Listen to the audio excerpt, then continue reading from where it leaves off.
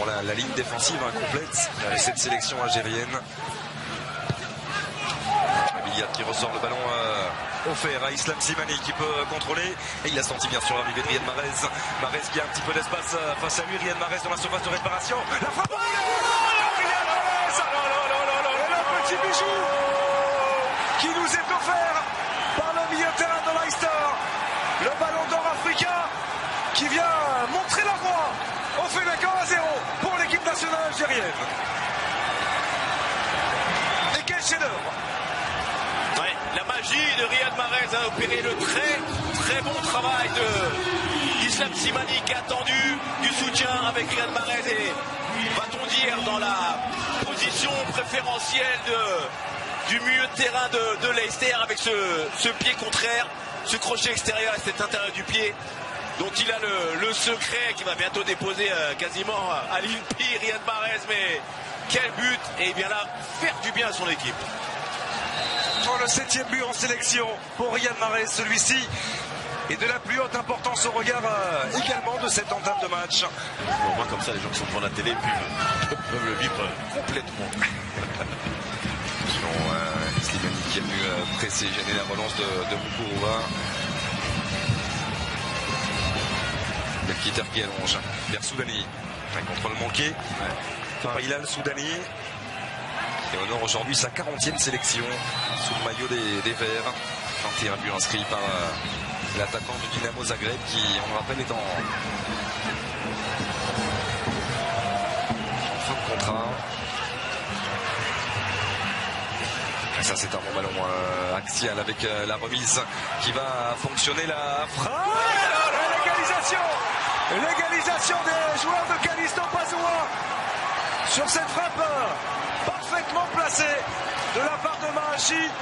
Un but partout entre l'Algérie et le Zimbabwe. Et on l'a dit, Xavier, cette équipe du Zimbabwe a des qualités, a de la ressource, elle a posé des problèmes à la Côte d'Ivoire, au Cameroun, c'est pas pour rien. Et on revoit sur ce très bon travail en appui et derrière la différence avec Mahachi, l'enchaînement sur le côté, on le voit soudainement qui frappe. Raïs Mboli qui tarde un petit peu à réagir peut-être. Mais cette frappe croisée, ouais, il s'attend peut-être pas à une frappe de cet angle-là, mais en tout cas, les Zimbabwéens viennent de revenir à un partout. Parce qu'ils en ont. L'image de Mathieu Rouzique qui est entré à la place de Leitch Bouzona, qui a dit tout simplement qu'ils allaient créer la surprise de cette Coupe d'Afrique des Nations 2017. Pour l'instant, après 27 minutes de jeu, ils le font déjà. Ils utilisent bien la largeur du terrain. 400D qui oriente bien le jeu. Attention avec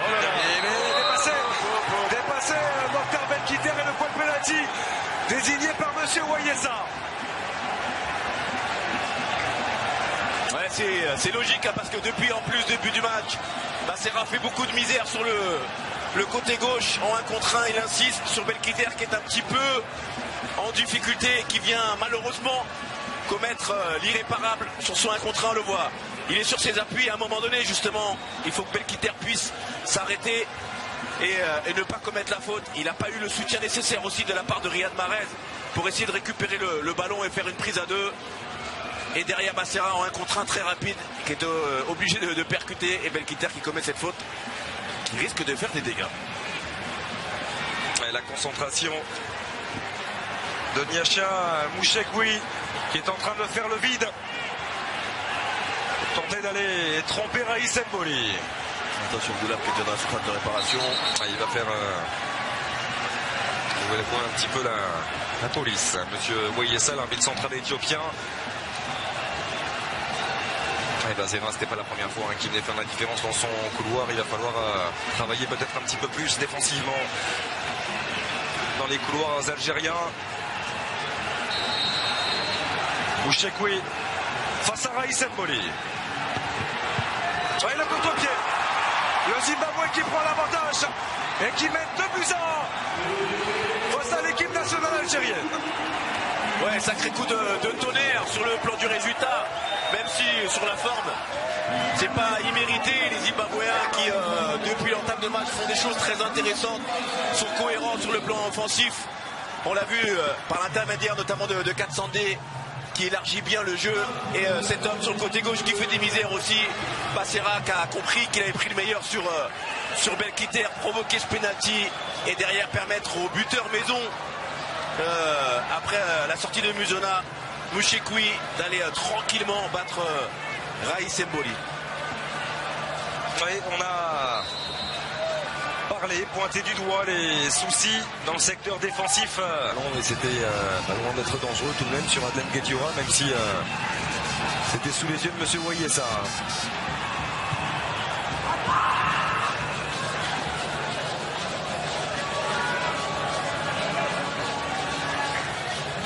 Georges Lekens qui continue à apporter malgré tout du calme et de la sérénité à ses joueurs.